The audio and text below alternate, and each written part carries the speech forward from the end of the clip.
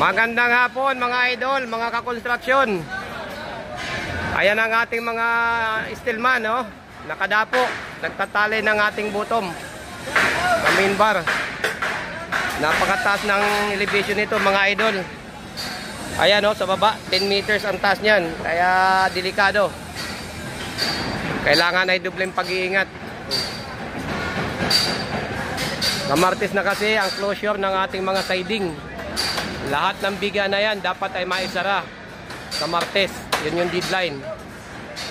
At dito sa gawing ito, meron din dito gumagawa. Ayan. Kasama na dyan ang karpintero at mga steelman. Sila naman ay nag-asara na ng mga natapos na mga biga. Idol, sa lahat ng madadaanan ng aking video, please subscribe naman idol, mga kakonstruksyon, at palike na rin.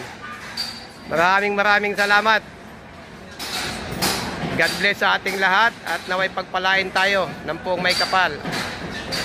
Hanggang dito na lamang. Bye bye. Ingat palagi. Ingat palagi.